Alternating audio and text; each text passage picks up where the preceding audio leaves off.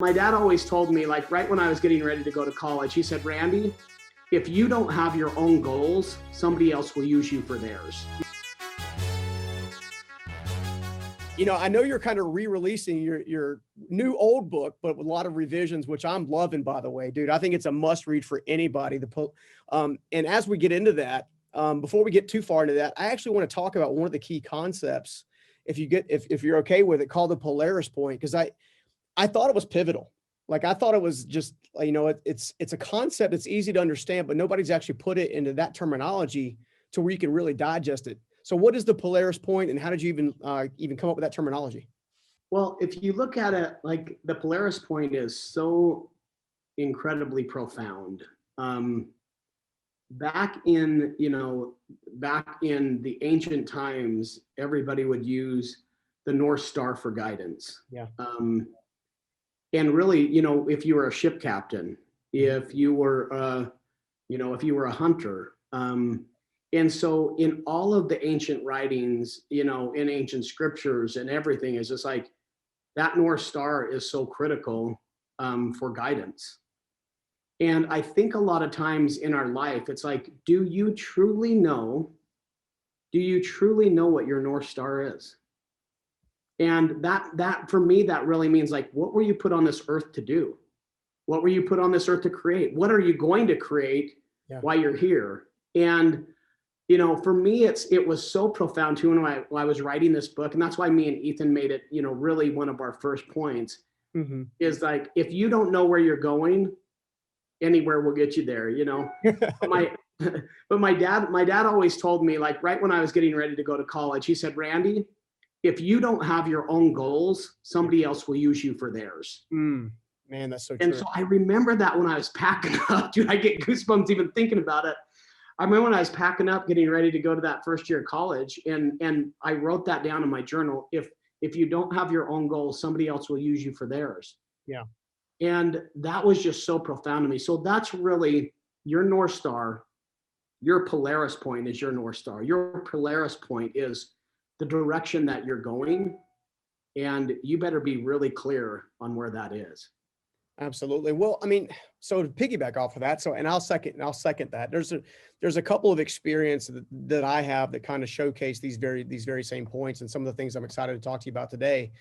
I started my first company when I was homeless, so I didn't have any real focus. I didn't have any real clarity until meeting my first mentor, a guy by the name of Steve Myrick, and he helped me discover kind of what was holding me back from even setting a clear direction to begin with. So what do you think, holds people back that you've worked with? And God knows you've been transforming lives for well over 20 years, right? You've done some amazing work already. What have you seen that holds most people back from even setting out to find or discover that polaris point? I think that a lot of times we don't take enough time to think. Yeah. And for me, I've gotten to a really, really good routine, and one of my close friends and just inner circle guys that I love is Brendan Burchard. Yeah. I've known him for years. And one of the things that we try to do, and what I've also, I've always done it, but he helped me actually perfect it, is taking time to journal. Yeah. I'm telling you, like, it's so crazy. Like, we talk about it, but there's a huge difference between writing in your diary and doing a journal. Yeah. Doing a journal has been so transformative to me to ensure that I'm staying on the right course and the right path. Yeah. Well, so ironically, journaling was, it ended up becoming my first book back in the day, but journaling specifically, I don't think many people journal because I don't think they know how. Right.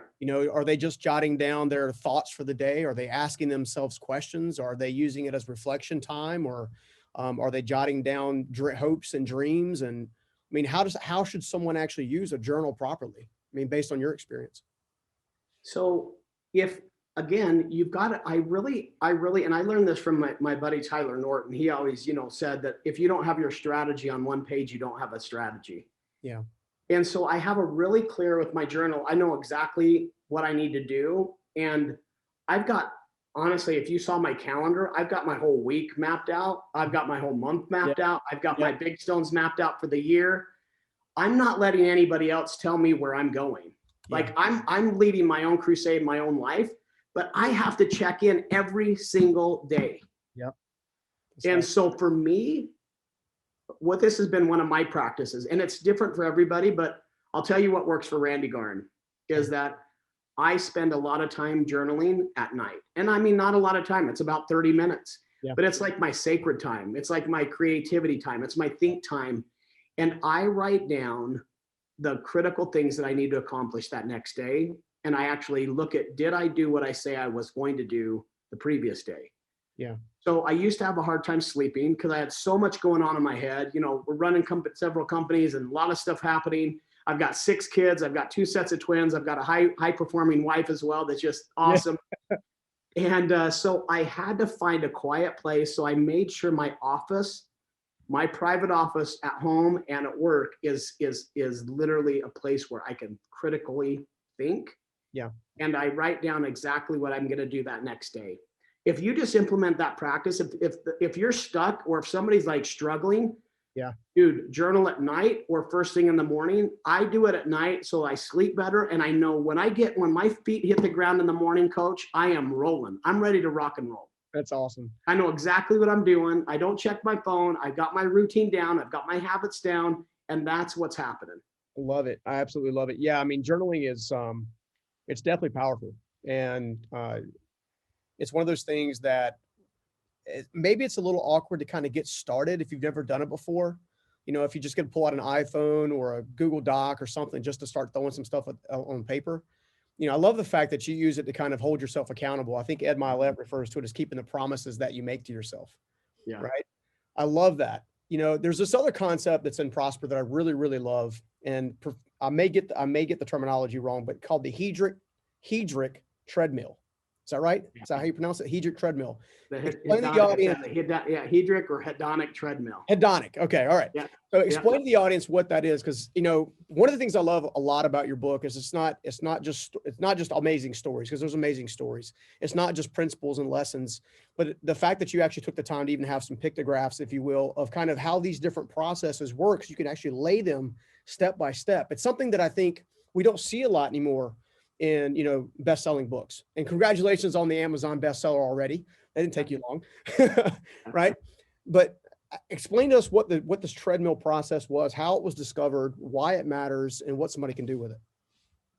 So the hedonic treadmill is actually, you know, this is a really, really awesome case study.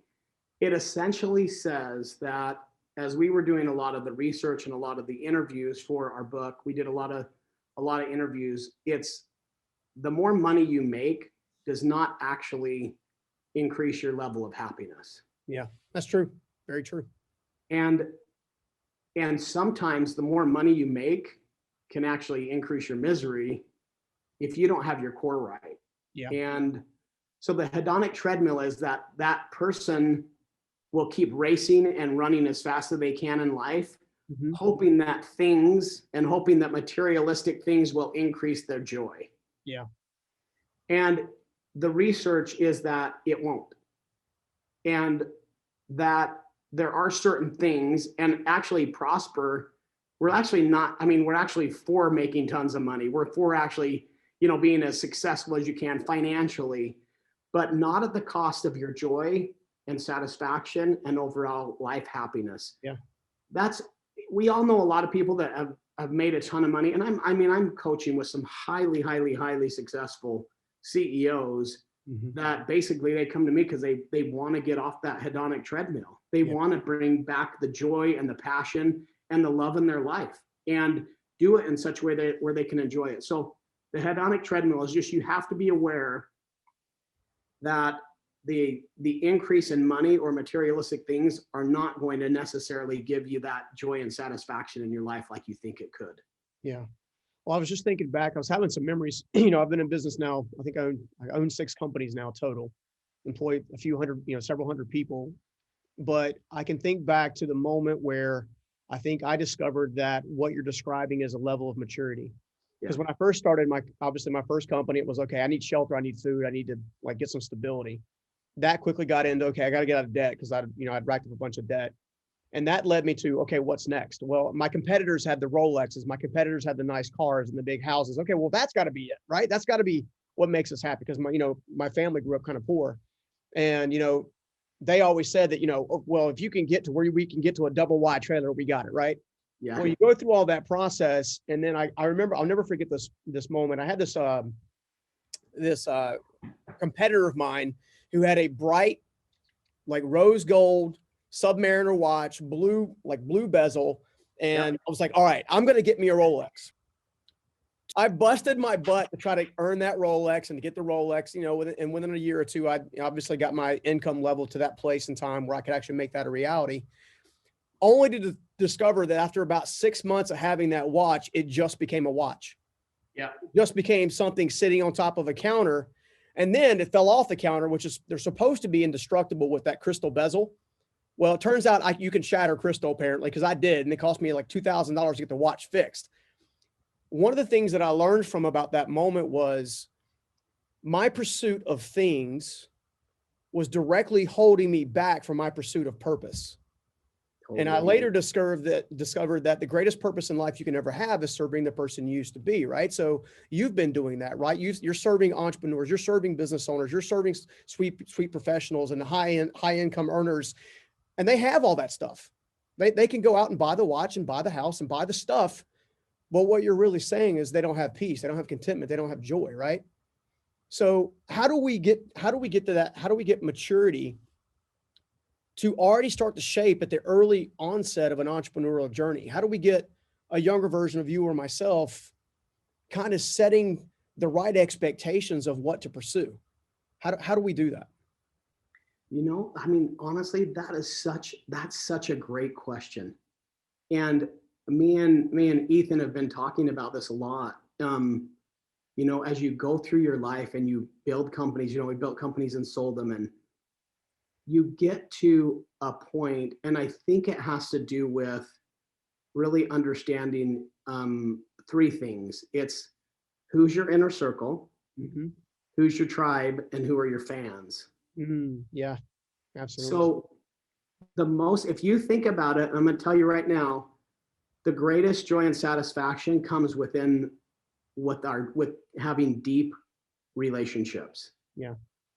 And having deep trust with those that you love. There is something when, and you can call it loyalty, you can call it trust, you can call it brotherly love or whatever it is. But when you get to a point in your life where you know that your friends have your back and that you have theirs, and that they love you regardless of all your insecurities and weaknesses and everything else.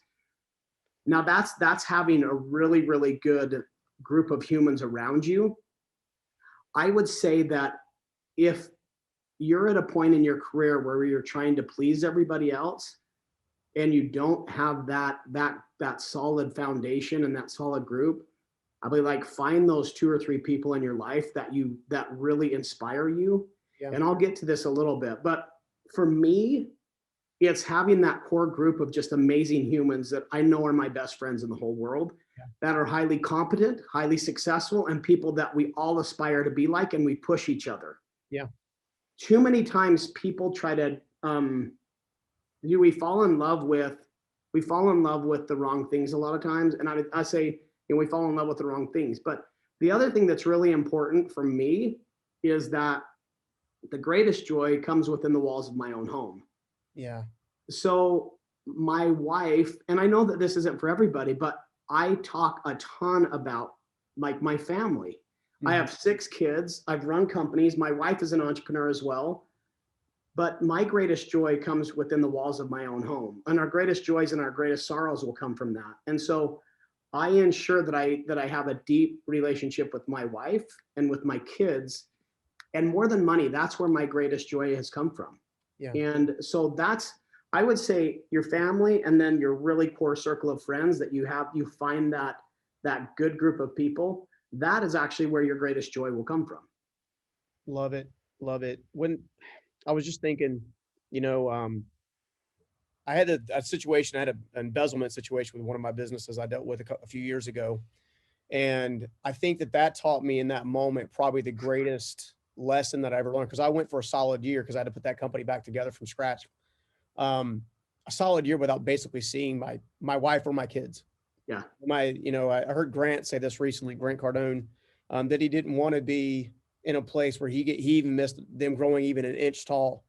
And that hit me when he said that. And because I missed 3 inches. Like my boys are 6 foot plus. I'm 5 foot nothing, but I'm the second dad, right? So, but I missed that growth spurt. Like and I had to go and reestablish myself with my own family. And I think a lot of entrepreneurs, even especially on the early onset, entrepreneurs tie their identity on whether or not their venture is successful, right? Or how successful their venture is. And one of the things that I've enjoyed most about your platform, your content, all of it, is the fact that you do have this, and uniquely so, this approach to balancing family life, business life, coaching life. I get in trouble all the time. My wife sometimes has to grab my face and like hold on to it and say, "You're with me today. Put the phone away." Right? I'm glad you want to save the world. I'm glad you want to help a lot of people, but you're going to sit still today. Right? As someone who actually struggles with that, even to this day, like I love my family. I'll do anything they're my ride or die. I know that they're by far the greatest legacy that will outlive me and my kids and the grandkids and things that come out of that. I mean, did you discover that early on? How do we put protective boundaries around it? I mean, because I think every entrepreneur is like, dude, I hear what you're saying. I agree with what you're saying, but how do you do it? Yeah. Well, it's so funny because honestly, I think that it was in coaching people that helped me realize what was most important in my life. And, we built one of the largest coaching and training companies are out there. And we did all the training for Nightingale Conant and all of their products, Zig Ziglar, Dennis Waitley. And we've got, just a ton of stuff, but a lot of that came from actually, I will tell you, writing this book made a massive impact in my life. Yeah. I was like, dude, what do I really want? And it kind of manifested it to me. And so about 7 years ago, when we were doing this, you always know that your family's the most important, but how many times do we make sure that we do that? Yeah. And I call it the home court advantage. If everything's right at home, you will be so much freaking more successful in business. I promise you. Yeah. Like, it's true. You leave your house, if you're upset, you're not going to have a great business meeting. You're not going to have the type of energy that you need. Yeah. When you get home, like, why is it that we do what we do? I promise you at the end of your life, you won't say, man, I wish I would have made that meeting. Yeah. Yeah. You won't. You'll be like, dude, it comes down to not forgetting what's most important in our life. And that is those relationships that are the most impactful. And it's like, and it came from, I'll show you this, dude. I mean, for me, a freaking, like, this right here is one of my most awesome. And I just grabbed this today from my house. Yeah. My dad gave me this for Christmas this year. This is my high school football helmet. Oh, that's right awesome. here. And I mean, he signed it as my dad. That's amazing. That's my dad was a freaking awesome example of that. He's going to be a doctor. And then he had 4 sons and he's like, I'm going to buy a ranch. So he bought a ranch in Idaho and he said, I'm going to teach these boys how to work. Yeah. And, never missed a camp out, did these things. So a lot of people don't have a father like I did. And so I literally aspire to be as good as dad as my dad. Yeah. So here's some of the things that I do when I get home. And here's some real tactical stuff that I've tried to do. Please. Is that when I get home, I stay off my phone for at least an hour. And if I'm on a call, I finish that call before I walk in the door. And if I've had a bad day, dude, I take a huge deep breath. And I'd be like, dude, I walk in the house happy and full of good energy. Yeah. Because that's what my kids are going to remember, right? And that's what my wife's going to remember. And you have to consciously do that. And then on weekends, I have dad Saturdays. So I shut things down on Saturday as much as I possibly can. Yeah. And I'll go fishing with my kids, hiking, skiing. It is like Saturday and Sundays, Saturdays for my family, Sundays for God and my family. So those are 2 days that are just like, that is just focus time. So I absolutely love that. And I was just, again, you're saying so much. It causes, I think, anyone, whether aspiring entrepreneur, whether late bloomer or existing entrepreneur, you're saying so much is so true, but it seems so simple. It seems like that okay, I'm gonna be focused. I'm gonna be intentional. I'm gonna give my family the time that they deserve. Is that really going to move the needle? And what you're saying is absolutely, my life has actually absolutely led me that direction. 100%. Love it, man. I love it. Well, I want to talk about a different type of business owner, if that's all right. I want to talk about the aspiring entrepreneur who's maybe in their mid 40s, late 50s, early 60s, maybe even early 70s, who thinks maybe it's a little too late for me to a little bit too late for me to get going. It's another one of the things I love most about Prosper. In that book, you cover a specific mindset of how to attack that. Talk to us a little bit about the entrepreneur who thinks it's too late for them to really have life transformation or a business they love or a family they love. How would you coach that late bloomer right now in this moment? You know, it's honestly like I am in my mid 40s right now. I know I look like I'm 25, but Yes, you do. you know, I'm 46, and I have more energy and more love for life and more experiences than ever, and less likelihood to make mistakes.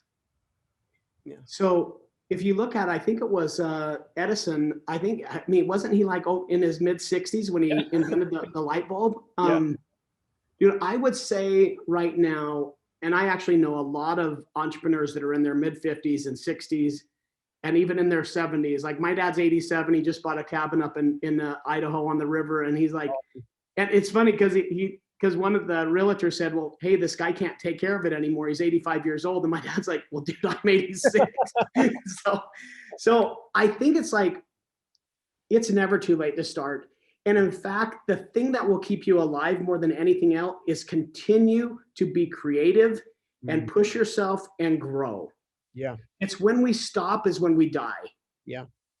And so I would say that if you again, and it goes back to your Polaris point, it goes back to living in your prosperity zone. It goes back to living in what makes you happy and joy. It's where so living and prosper in your prosperity zone is where the income you make is aligned with what brings you joy, and you can do it over long periods of time. It's like, what's sustainable? Yeah. And we talk about in our book, you know, there was a very successful attorney making millions of dollars a year and lost all of the relationship with his kids. And he looks at the guy that is Dr. Detail. That's just an amazing man. Yeah. He was a car detailing company that he did it with his kids, making well over 100,000 a year in LA. But he's like, I wish that I had his life, you know?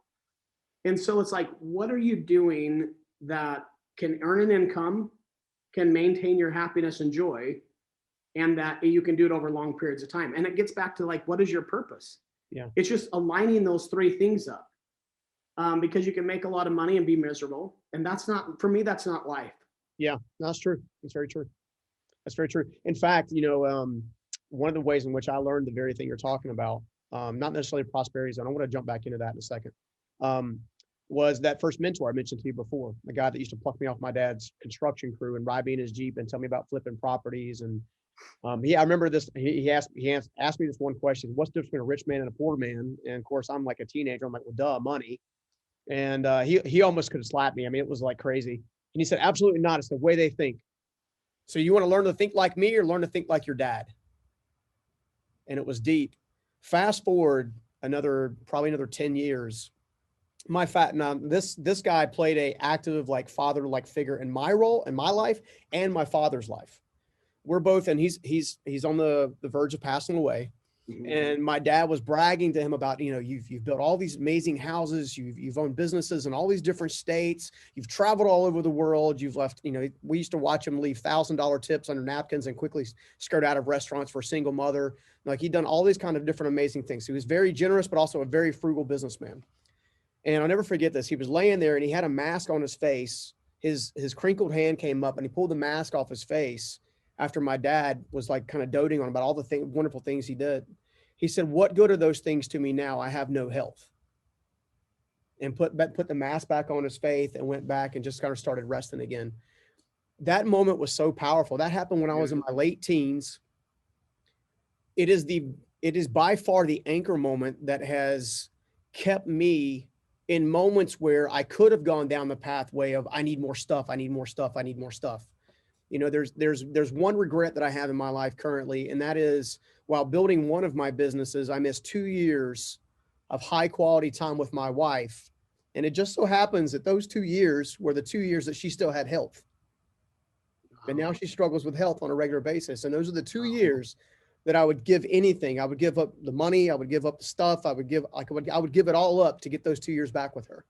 Wow. You know, and one of the things that I love so much about Prosper is its consistent message of not just creating a plan to bring it into fruition, but its consistent message of balance and helping you understand, yes, there's an element of stuff, meaning there are things that you can enjoy the benefit of, but they shouldn't be the sole focus of that. And what you should be focusing on is the foundation of it all, and the things that can kind of bleed in from this year into long years after you kind of like, really, you're not here. I had the pleasure of having Steve Myrick, and most people don't know who the heck Steve Myrick is because he was never on a platform. He never stood anywhere, right? His legacy is living through me because of my testimony of the impact that he made in my life, right? Totally. And I've seen that happen with your platform and your career. There are so many. Brendan's one of those people, right? Evan's one of those people, right? All of these guys that are changing lives. It's very easy for them to say, yeah, he helped me. He gives me proper perspective, gives me a better perspective. And I know they can find a lot of that inside of Prosper. Yeah. But there's another concept that you have in there that I think that someone can't have enough of, and it's the power of focus. Mm-hmm. When it comes down to the prosperity zone, right? When it comes down to putting all this into practice, how important is focus and eliminating distraction? It is, again, and it's honestly, it's something that in my early career, I really struggled with. And it's something that you have to always come back around with. And that is honestly the reason why I focus so hard now, is because I know exactly what I'm going to do every day, right? Do you see how simple habits can help you be so much more productive in life? And so I've found that, dude, I am so full of like life every single day. I mean, if you knew me, I really wish if you could follow me around every day, like it's super fun. It's because you talk about balance and focus. I really don't think there's balance in time. Yeah. I think there's actually more balance in your mind. Oh, that's so good. Your mind needs to be balanced. And let me tell you, like, I literally just got goosebumps. It's like, because can you sit for 5 minutes and enjoy just sitting there by yourself and maybe having a conversation with God or meditating or whatever it is? Like, is your mind balanced? Not is your time balanced? And let me explain that. Like, again, it's like, dude, am I at peace with my life? Like, you ask yourself, I am right now, and I love what I'm doing right now. And it actually hasn't always been the case. Me and my wife hasn't always had the relationship that we have today. We've went through battles, and you're going to, but we literally committed to each other that we're going to help support each other through this life with our kids and work. Mm-hmm. So here's a great example. I was in a business meeting about 3 months ago, and we were sitting there, and the guy's phone kept ringing, and he picked it up, and he's like, Susan, did I tell you never call me at work again? Quit calling me here. Like, I'm busy. I'm in a meeting. And he hung up and set it down. And I said, yeah, man, was that your assistant? He's like, no, it's my wife, dude. She keeps trying. And I'm like, you know what? And I made a conscious effort too, about 5 years ago, 6 years ago, that when my wife calls, I answer. Like, that's my dude, honestly, that's my most important business partner right there. Yeah. It's like, it literally, and that's that balance of mind that I'm talking about.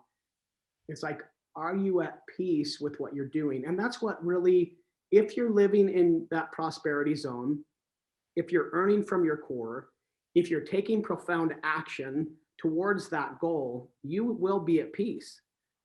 Not that it's not freaking hard. Yeah. It's just like, you're on the right path. Yeah. It's when you're not on the right path is when it gets crazy, and you're letting everybody else toss you to and fro. And literally, I really think like emails are just a way for other people to throw stuff on your plate. So you have to be like really conscious with what kind of life you're going to create for yourself. And that's the balance of mind, not so much balance of time. Yeah. Yeah, my grandfather, another one of my mentors, I spent 5 years as a professing atheist and learned a long time ago that I only wanted to dig as far as I wanted the answers. Yeah. And he never got after me with blame, shame, or judgment or anything like that. He would just say, dig a little deeper, dig a little deeper. And I underestimated the power of what he referred to as the presence. Yeah. Right. So he used to say, I would call him, you don't understand. Business is crazy. Life is crazy. Da, da, da. He'd say, be still. Be still. Be still and know that I am God. Be still. And no matter what was going on crazy in my life, every single time I went to him, that's where he hit me at. Be still. And he was right. I would go with a notepad and a pen, and I would sit in a corner in a quiet place. And I would just sit, first of all, doing nothing. And I would have all that stuff racing in my head. And it's almost in that stillness is when I started getting the answers that I was seeking. Some of the revelations or greatest ideas, or just that deep breath mentality where you're, it's going to be okay. It's just part of the process. It's not a trauma. It's a transition kind of thing. He taught me that. And I'm so glad that you brought that up, because I do think it's at the heart of the prosperity zone. Is that sensibility to understand that if you're going to be an achiever, I mean, you're going to impact lives at scale, no matter if that scale is 2 people or 1,000 people or 1,000,000 people. At the center of that is that connection, whatever you want to call it, right? There's another thing that I think in your book that I really, really love. In fact, so much so that I'm actually going to have my team do it this week. They don't know they're doing it yet. Well, they're going to do it this week. And that is this concept called the prosperity path agreement. It's almost like a contract, if you will. In the little bit of time we've got left, help everybody understand what that is and what it's about. Like, again, we don't have enough time to dive into everything that's in the book, because the book is just so packed full of information and steps. It's ridiculous. Like, that's a book you're going to read 16 or 17 times. I mean, that's how good it is. But help us to understand and explain to us what that agreement is.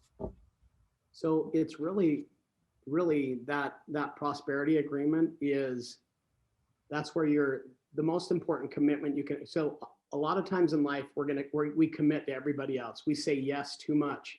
And I did too. I mean, that's why I wrote this thing. I wrote this because I was like, dude, what kind of life am I gonna live? I wrote this book for myself.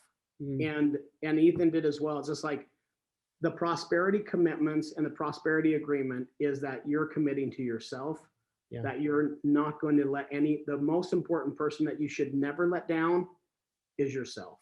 Do not let yourself down, and live to the fullest you possibly can. And that's with your finances. Be smart, be wise, be honest, be true.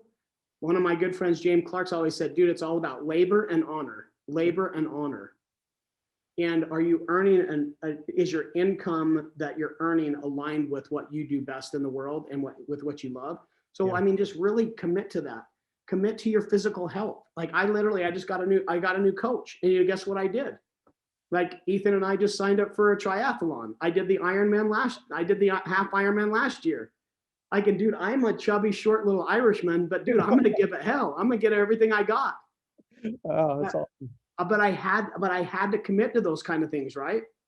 So I'm doing a triathlon at the end of July, and I'm running, I'm training, because I don't want to be like that guy at the end of his life where, we just never know when any of us are going to go. And so I just don't want to ever have, I don't want to have any regrets in my life. Yeah. And so I've learned to commit to myself and to say no to everybody else that is taking me off my personal prosperity path. Yeah. And so that's that agreement, just getting really clearly aligned financially, physically, spiritually, emotionally, relationship wise. The other thing that I think is important in that commitment, it's like, not commit to yourself, but who are you also committed to? And I love it. It's just like, who do you work with that you love making money for? You know, who do you work with that you're like, dude, I want to make them a ton of money? And do you rejoice in your friends? Do you rejoice in other success? You know, at the core of it, like, I'm not one that actually loves to be on podcasts or loves to be on stage. Like, I love helping other people do that. Like, that's actually what I do really well, is helping people build their platforms out. And that's my greatest success, comes from that. And so I've understood that, and I understand that that's how I actually earn for my core, is I rejoice when my friends like Brendan and Tom Bilyeu and Jay and all these other guys are having massive success. And dude, I get to cheer them on. I'm literally a coach. I'm Coach Garn. That's dude, awesome. let's do this. And I love it when I can help other people, you know, really gain success. That's my success. And that's what I really feel that I love more than anything. Dude, I could talk to you for hours on end. I love your heart. I love where your focus. I love the clarity that you offer and that you're bringing. I think that there's definitely a lot that anyone can learn, no matter what level of achievement they're currently sitting at, for sure. So obviously the book's out, right? Prosper's out, already hit #1 Amazon bestseller. Now, you've already been a successful entrepreneur, New York Times, all that good stuff. Where can people get the book? How can they learn more about what you're doing and kind of maybe partner with you? What's the best way for people to connect? Yeah, so you can just go to prosperbook.com, or you can go to randygarn.com as well and get it as well there. And so you can order it on Amazon. Just go to prosperbook.com, or just look up, you know, Prosper on Amazon and get it. I'd love for anybody to read it. It's actually, I redoing it was actually really healthy for me as well. Yeah. And some of the additions and updates that we made, we wrote it at a time in my life when our business was just completely exploding. We ended up having an acquisition and change a really interesting life-changing events. And so now I look back at it, and dude, I've implemented these things that are in here, and I've never been in a better spot ever in my life. And I think it's because I took the time to write a book. And so I think in my life, and if I could give this to anybody, is, dude, if you really want to make an impact in your life, take time to write, take time to think, take time to communicate with God and ask him what direction you should go. And if you don't believe in God, then the universe or whatever, I believe in God. And I really do believe that you will get clarity straight from the freaking heavens of what you can do and accomplish in your life. And then go and do it. Yeah. Then go and take profound action.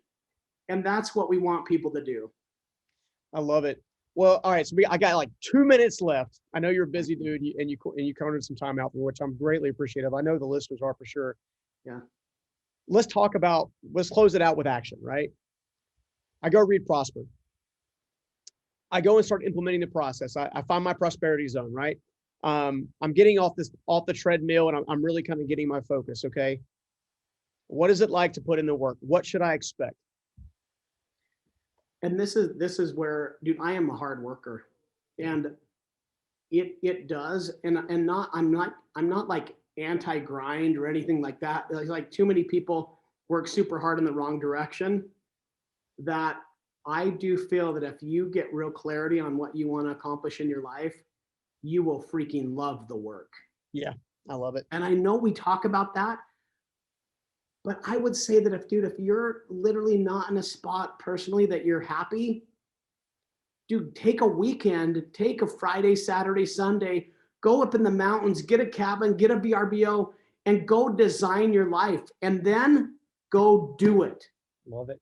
And you can't, unless you have, again, if you don't have your own goals, somebody else will use you for theirs.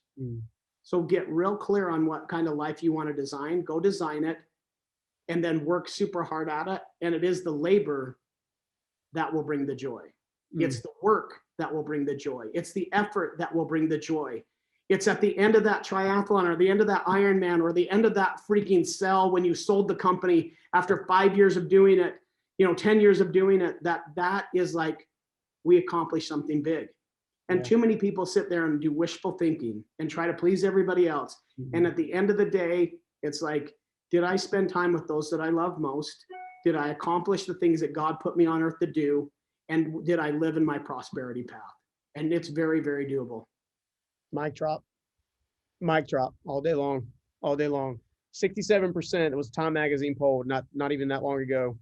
They actually redid it as we kind of went into COVID. 67% of the American population would say that they're unhappy, unfulfilled, and like they're wasting their life. And the one thing that I think that you and I can both agree that they're doing right now in their life is they are probably pulling in the wrong direction. And nothing can change your direction like a quiet moment. I love 100%. it. Dude, thank you so much for coming on and hanging out with me a little bit today. Again, I'll have to have you back on whenever you get some more time, because literally I could talk to you for hours about literally pretty much anything related to life or business. I've been inspired by our conversation today. I've had those moments of reflection during our conversation today, and I know they're happening to the listeners listening for sure. So thank you again for coming on the show, dude. Oh man, it's been a pleasure. And I look to meet with you in person someday and shake your hand, give you a huge hug. And I'm just grateful for your voice and the message that you're sharing with everybody. Oh, thanks, man. Yeah, I'm a hugger, by the way. So when I do get to see you, a big old hug. I also share the Irish gene as well. I love it.